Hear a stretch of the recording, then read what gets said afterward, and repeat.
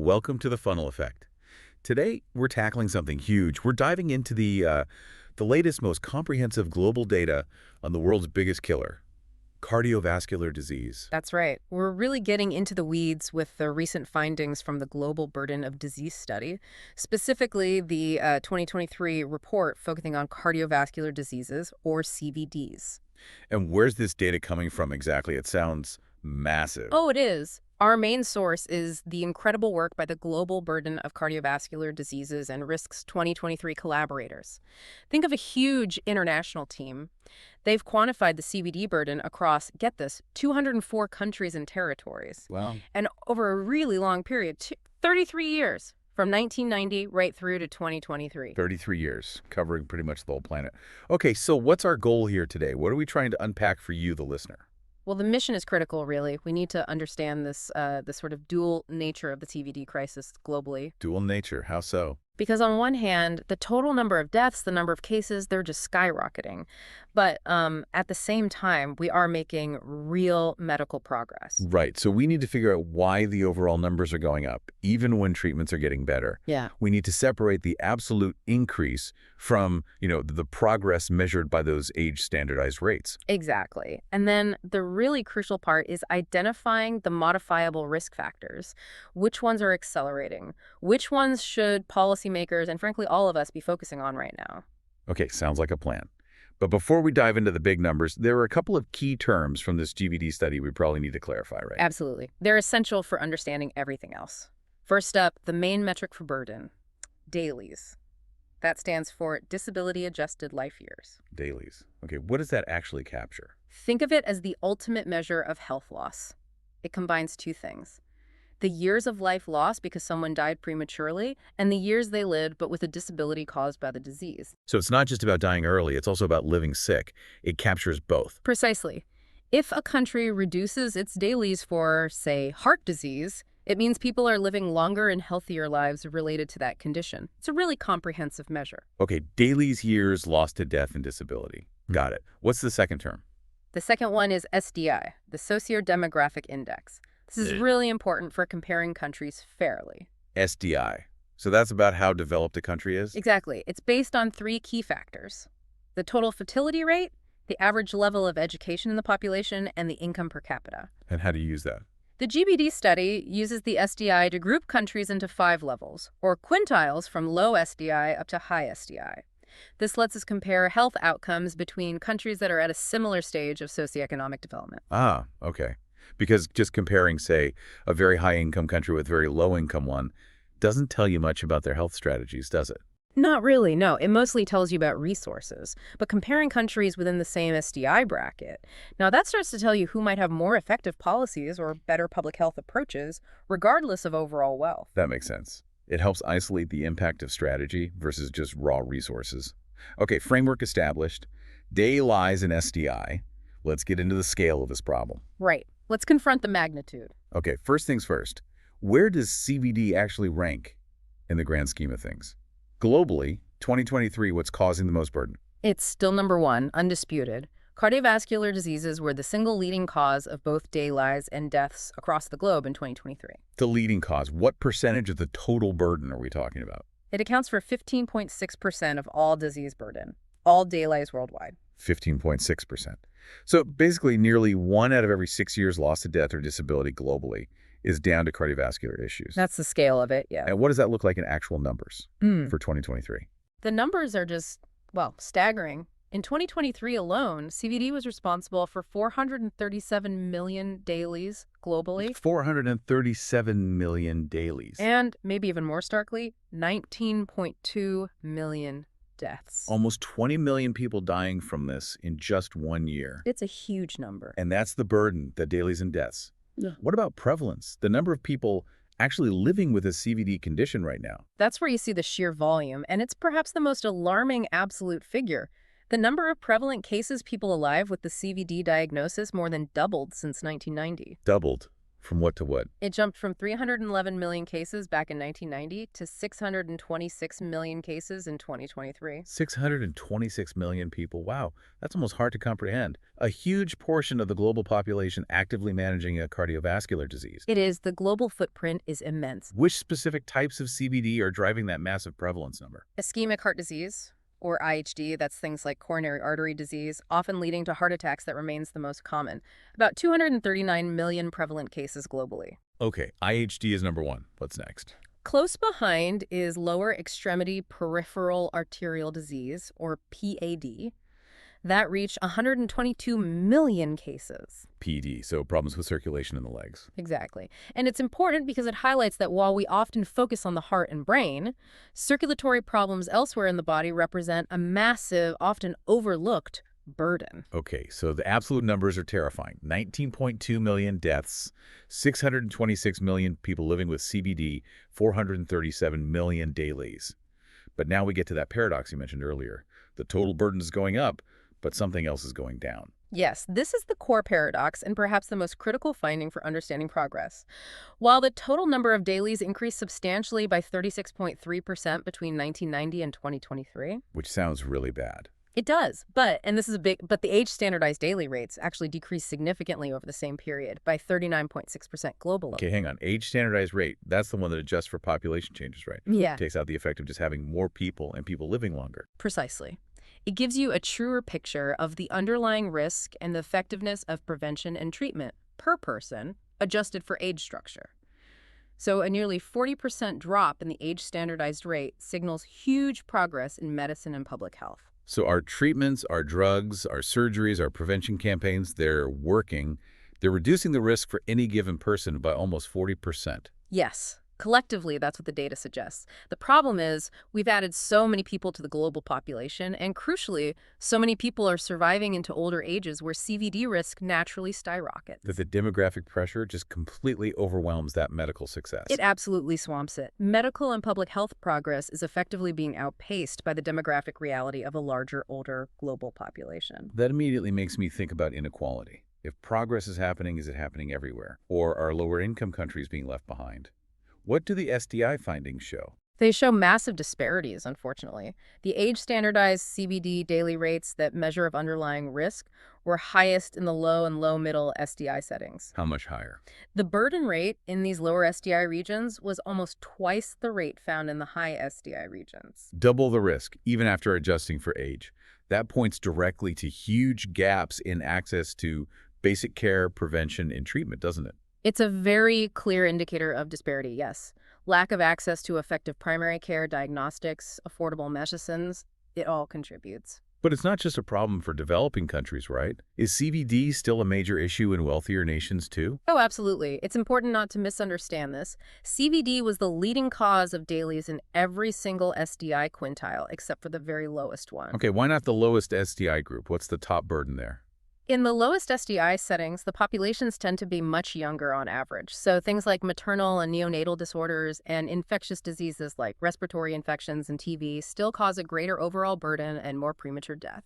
But CVD is still high on the list even there. Yes, it's climbing rapidly. Yeah. It points to what we call the epidemiological transition. Even in the least developed parts of the world, non-communicable diseases like CVD are becoming increasingly dominant health problems. Okay, so demographics are a huge driver of the total increase.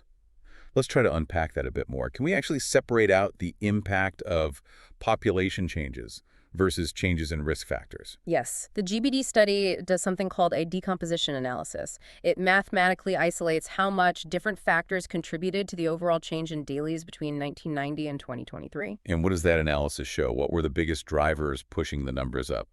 Unsurprisingly, population factors were dominant. Population aging, just having more older people, contributed a net increase of 139 million dailies since 1990. 139 million dailies just from aging. And then population growth, simply having more people overall, added another 128 million dailies to the increase. Wow. So add those together. That's 267 million dailies just from demographics. More than half the total burden in 2023 is explained just by having more people living longer lives. That's the scale of the demographic pressure we're up against. But the decomposition analysis also shows factors that reduced the burden, right? The mitigation efforts. Yes. And this is where you see the evidence of success, even though it was ultimately overwhelmed. There was a huge positive contribution from what the study calls a reduction in risk-deleted daily rates. Risk-deleted daily rates. That sounds a bit technical. What does that mean in simple terms? It basically captures improvements in health outcomes that aren't explained by changes in the specific modifiable risk factors they measure, like smoking or blood pressure. Think of it as improvements in the quality and effectiveness of medical care after someone develops CVD. So like better treatments, better hospital care. Exactly. Better surgical techniques, maybe new stents or bypass procedures, faster ambulance response times, getting people to care quicker, new drug classes that improve survival but maybe don't directly target one of the measured risks like cholesterol. It's the health system getting better at saving lives and improving quality of life once a cardiovascular event has happened. And how much did that contribute? This risk-deleted improvement actually contributed a massive decrease of 142 million dailies.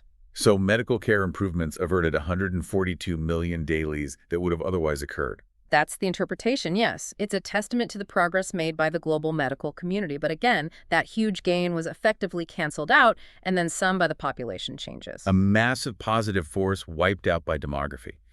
What about the modifiable risk factors themselves? The things like diet, smoking, blood pressure. When you group all 28 measured risks together, what was their net effect? This is fascinating. When you aggregate all those modifiable risks, changes in exposure to them actually contributed, on average, a net decrease of 27.2 million dailies. Wait, a decrease. So overall, our efforts targeting those specific risks actually worked well enough to lower the expected burden. On average, yes. The overall trend in exposure to these measured risks slightly improved globally, leading to that net decrease in expected dailies. What drove that decrease primarily? It was mainly driven by the really significant gains made globally in reducing tobacco use. That had a huge impact. Okay, so tobacco reduction was a major win. But even with that net decrease from risk factors, the overall dailies still went up 36%. Correct. The demographic wave was just too strong. And how much of the current burden in 2023 is still linked to those modifiable risks? Things we could potentially change. A huge proportion. In 2023, 79.6% of all CBD dailies, that's 347 million dailies, were attributable to the measured modifiable risk factors. Nearly 4/5. So despite some progress, the vast majority of the cardiovascular burden is still theoretically preventable or manageable if we could effectively tackle these risks. That's the potential, yes. Which brings us directly to the crucial question. Which of these modifiable risks are the biggest problems right now, and which ones are accelerating the fastest? Okay, let's break that down. Let's start with the big four. Which risks cause the highest attributable daily burden in 2023? Right, the top contributors. Number one, by a significant margin, is high systolic blood pressure or high SBP. Hypertension, still the king. Absolutely. Uncontrolled high blood pressure accounted for a massive 223 million dailies globally in 2023. 223 million dailies just from high blood pressure. That's almost half the total CVD burden right there. It really highlights how fundamental blood pressure control is. It's the single biggest lever, yes. After high SBP comes dietary risks. This is a composite measure, bundling together 15 different dietary factors, things like low intake of fruits, vegetables, whole grains, and high intake of sodium, red meat, sugary drinks. And dietary risks accounted for how many dailies? 141 million dailies in 2023. Still huge. Okay, so blood pressure, then diet. What's number three? Number three is high LDL-C, or high low-density lipoprotein cholesterol, the bad cholesterol. That was responsible for 90.7 million dailies. High LDL. Okay. And number four? Number four is basically tied with high LDL. It's air pollution, accounting for 90.5 million dailies. Air pollution right up there with cholesterol and diet. That's significant. So the big four are high blood pressure, dietary risks, high LDL cholesterol, and air pollution. That's the current picture. That's the snapshot of the biggest current contributors, yes. But the report also highlights which risks are changing the fastest, right? The ones accelerating and pointing towards the future crisis. Exactly. And this is where the story really shifts.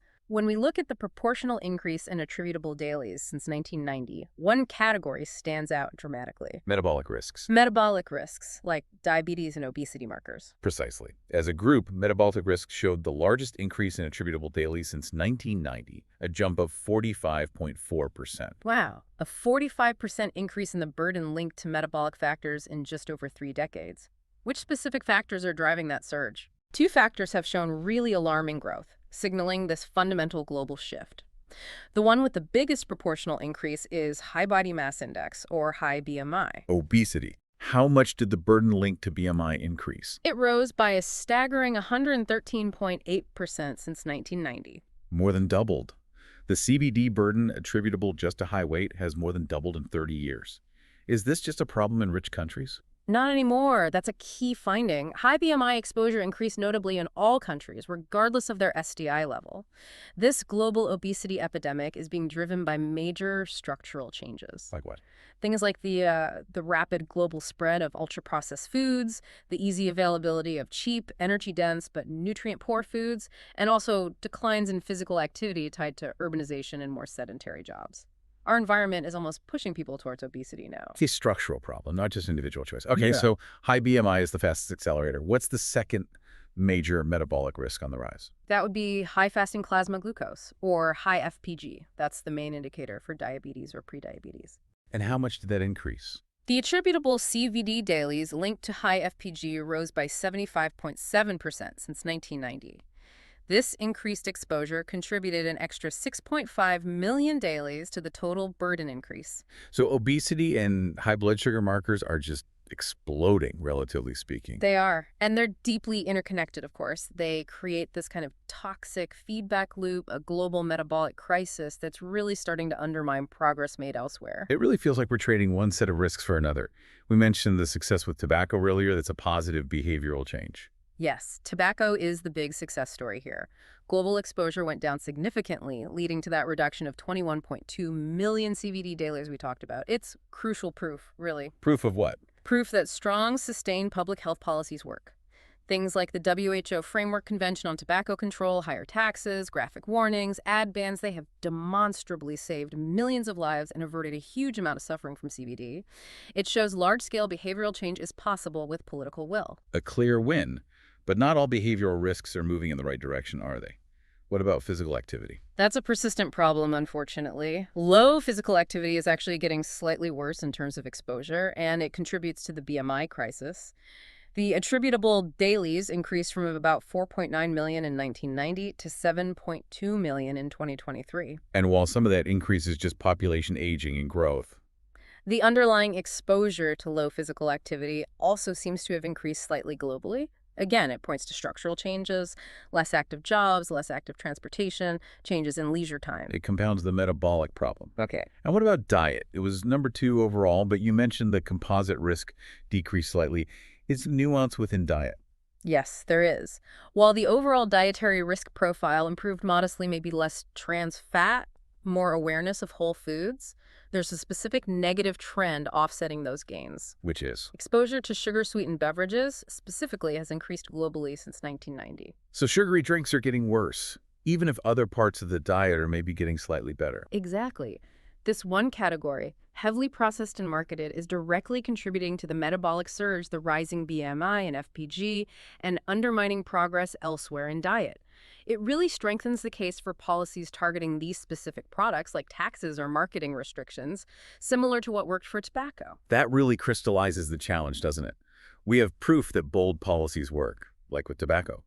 But we seem reluctant or unable to apply the same level of action to the accelerating metabolic threats: obesity, diabetes, sugary drinks. That sums it up very well, and the consequences become even clearer when we look at specific cardiovascular diseases. Right, let's drill down into some of the 18 specific CVDs the study tracked.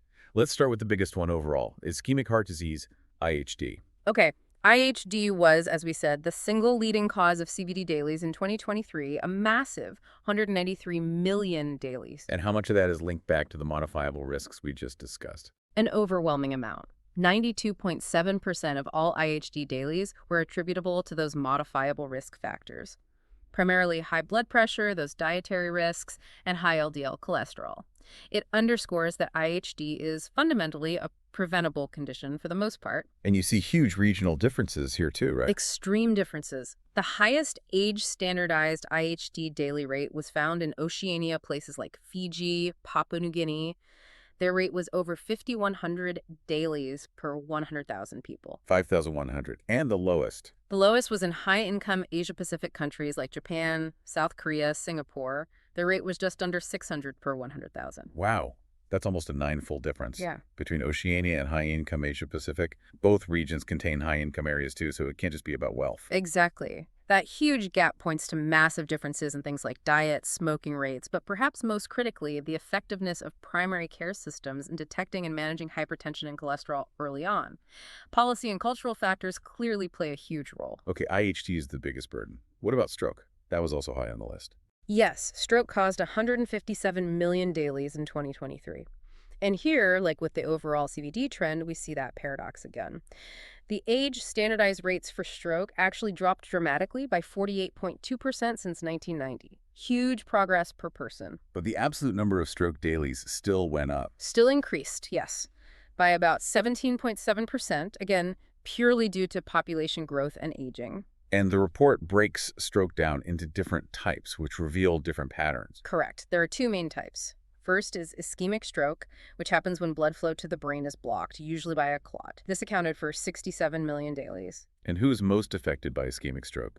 This type tends to affect older individuals more. About 59% of the dailies from ischemic stroke were in people aged 70 and over. It's often linked to the long-term buildup of atherosclerosis plaque in the arteries driven by cholesterol, smoking, diabetes over many years. So ischemic stroke is more a disease of accumulated risk in older age. What's the other main type? The other is intracerebral hemorrhage, which is bleeding directly into the brain tissue itself, usually from a ruptured blood vessel. And the burden from this type? This is where it gets really striking. Intracerebral hemorrhage caused 78.2 million dailies, actually more than ischemic stroke globally. More dailies from brain bleeds than from blockages. Yes. And here's the really critical point for public health. Nearly 70%, 69.1% to be exact, of the dailies from intracerebral hemorrhage were in people younger than 70 years old in 2023. Younger than 70. That's hitting people in their prime working years, middle age. Yeah. What drives hemorrhagic stroke, especially in younger people? While factors vary, the overwhelming #1 risk factor for all stroke subtypes, but especially for hemorrhagic stroke, is high systolic blood pressure. Uncontrolled hypertension. Yes, particularly in younger populations, severe, poorly controlled high blood pressure can cause small, fragile blood vessels in the brain to simply burst. It's often a catastrophic event, and it's directly linked to failures in detecting and treating hypertension early and aggressively. It's a huge cause of premature death and disability. Tackling high blood pressure is key to preventing both types of stroke, but especially these devastating brain bleeds in younger adults. Okay, let's move to hypertensive heart disease, HHD. This is the heart damage caused by high blood pressure itself. Exactly. The heart muscle thickens and eventually fails from constantly pumping against high pressure. HHD was the fourth highest cause of CVD dailies globally, 28.4 million dailies in 2023. And does this show regional variation too? Extreme variation. This really highlights systemic failures. The highest daily rate for HHD was found in Central Sub-Saharan Africa, nearly 950 dailies per 100,000 people. 950. And the lowest? The lowest was in Australasia, Australia, and New Zealand at just under 40 dailies per 100,000. That's more than a 20-fold difference between Central Sub-Saharan Africa and Australasia. That can't just be genetics or lifestyle. That screams differences in basic healthcare access, doesn't it? Absolutely. We're talking about the availability of simple, cheap diagnostics, getting blood pressure checked regularly, and access to affordable, generic, antihypertensive medications. A 20-fold difference points to a massive gap in fundamental primary care infrastructure. It also suggests a huge opportunity, though. If we could improve basic blood pressure control in those high-burden regions, We could potentially avert millions of dailies relatively quickly and cheaply. It's a major target for intervention. Okay, let's briefly touch on an infection-related CVD rheumatic heart disease, RHD, caused by untreated strep throat. That's the one. The good news here is that RHD dailies decreased globally by about 23% since 1990. This is mainly due to falling mortality rates. So progress there. Why the decrease? It likely reflects better access to basic antibiotics to treat the initial streptococcal infections, preventing the heart damage from developing later. Also, perhaps better management once RHD develops. But the burden isn't gone completely. No, and it remains highly concentrated. The highest rates are still found in Oceania and South Asia. This points to ongoing challenges with sanitation, crowded living conditions, and access to basic health care, especially for preventing and treating childhood infections in those regions. Right. Finally, in this section on specific diseases, let's look at one driven strongly by lifestyle and culture, alcoholic cardiomyopathy. Yes, this is heart muscle damage caused directly by chronic heavy alcohol use. It was responsible for about 2.16 million dailies globally in 2023. And who is most affected? The daily rates are significantly higher in males compared to females, which reflects global patterns of alcohol consumption. But the really striking thing is the geographic concentration. Where is it highest? By far, the highest age-standardized daily rate is found in Eastern Europe, over 470 per 100,000. That's dramatically higher than almost anywhere else. Eastern Europe. Why such a concentration there? It points to a combination of factors: cultural patterns involving high levels of hazardous drinking, perhaps greater consumption of cheaper high-strength spirits, and potentially less stringent alcohol control policies compared to Western Europe regarding things like pricing, availability, and marketing. It shows how specific regional factors can create these localized health crises. That specific example leads us nicely into the final section, looking at these broader environmental and potentially future threats. Air pollution was in the big four overall risks. What's happening there? Right, air pollution caused 90.5 million CVD dailies in 2023. But the story is complicated because it's really two different types of air pollution moving in opposite directions. Okay, break that down for us. Which part is getting worse? The part getting significantly worse is ambient particulate matter pollution. This is the outdoor air pollution, think smog, from traffic, industry, power plants. CBD dailies linked to this type rose dramatically from about 33 million in 1990 to over 60 million in 2023. Nearly doubled. Why the big increase? It largely reflects rapid industrialization and urbanization, particularly in many low and middle income countries, often without strong pollution controls in place. More cars, more factories, more coal power, it adds up. So that's the bad news. Outdoor air pollution getting worse. Where's the good news? The policy success. The success story is with household air pollution. This is primarily the smoke from burning solid fuels indoors for cooking or heating things like wood, charcoal, coal, or dung. Common in many poorer rural areas. Exactly. And CZD dailies attributable to this source decreased significantly, falling from about 48.5 million in 1990 down to 30.3 million in 2023. That's a big drop. What worked? This reflects real success from targeted policies and programs aimed at helping households switch to cleaner cooking fuels and stoves, things like LPG or cleaner biomass stoves. It shows that focused interventions can make a huge difference to indoor air quality and health. So we know how to fix indoor air pollution, but we're struggling to control the outdoor pollution from broader economic development. That captures the dynamic pretty well, yes. Now, another environmental risk that's maybe less well known in the CVD context, but is showing a worrying trend: lead exposure. Lead. I thought that was mostly dealt with, getting rid of leaded gasoline and paint. We thought so too in many places, but it's still a significant issue, and its link to CVD is often indirect, which might be why it's overlooked. Lead exposure contributes significantly to developing high blood pressure. So lead raises blood pressure, and then the high blood pressure causes the heart attack or stroke. Exactly. It's a major risk factor for the #1 risk factor, and the data shows that CVD dailies attributable to lead exposure have actually increased substantially since 1990. Increased. By how much? They rose from about 41 million dailies in 1990 to over 70 million dailies in 2023. That's a huge increase, nearly 70%. Where is this exposure coming from? It suggests ongoing or perhaps even new sources, things like unregulated battery recycling, lead smelting, contaminated soil near old industrial sites, maybe even some consumer products or traditional medicines in certain areas. And is this problem widespread or concentrated? The highest rates of lead-attributable CVD dailies were found in Central Asia and in the North Africa and Middle East region. This points to specific, localized environmental contamination issues, likely linked to industrial activities or inadequate waste management. It really highlights that environmental cleanup isn't just about saving ecosystems. It's a critical public health strategy, especially for blood pressure control in affected regions. Absolutely. Okay, one last environmental factor: non-optimal temperature. How does heat and cold affect cardiovascular health? This is another area with increasing relevance due to climate change. Overall, the CVD dailies attributed to non-optimal temperatures increased by about 20% since 1990. So temperature extremes are causing more CVD burden. Is it mostly heat or cold? Historically, and still currently based on the total numbers, the bigger risk for CVD, especially for ischemic heart disease, has come from low temperature exposure. Cold weather can cause blood vessels to constrict, increase blood pressure, and make blood clot more easily. That makes sense. But the climate is warming. Exactly. And the report is very clear on this. While cold exposure still accounts for more attributable dailies right now, the exposure to high temperatures is increasing substantially and rapidly across the globe. So the future risk profile might shift. It seems likely. We're facing growing risks from heat stress, things like dehydration, electrolyte imbalances, increased strain on the heart, especially for vulnerable populations. So, while cold remains a major factor, the burden from heat-related cardiovascular events is projected to grow significantly, adding another layer of complexity to managing CVD in a changing climate. Okay, we've covered a huge amount of ground. The scale of the problem, the paradox of progress versus population, the key risk factors, especially those accelerating metabolic ones, the specific diseases, and these environmental threats. Let's try to pull it all together. What's the main takeaway from this massive GBD 2023 study on CVD?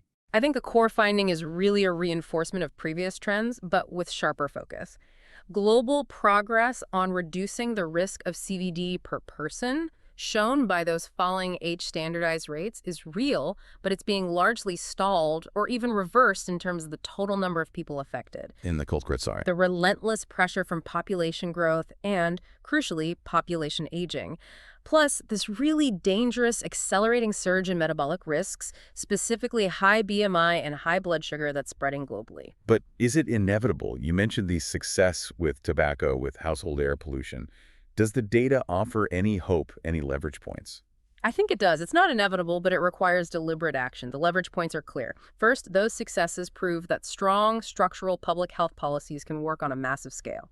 We need that same level of commitment and action directed squarely at the metabolic crisis, tackling obesogenic environments, sugary drinks, promoting activity. So apply the lessons from tobacco to food policy and urban planning. Essentially, yes. The second major point is the stark reality of the disparities. The CVD burden is vastly higher in low and middle-income countries. The data overwhelmingly confirms that the fight against CVD needs to be intensified outside the wealthiest nations. And focusing there means getting the basics right, like blood pressure control, which we saw was linked to so many dailies, especially from hemorrhagic stroke in younger people and HHD. Precisely. The call to action for countries, especially those in low and middle SDI settings, is urgent. They must prioritize and implement effective primary care and public health strategies. We know what works for blood pressure, for cholesterol, for RHD prevention.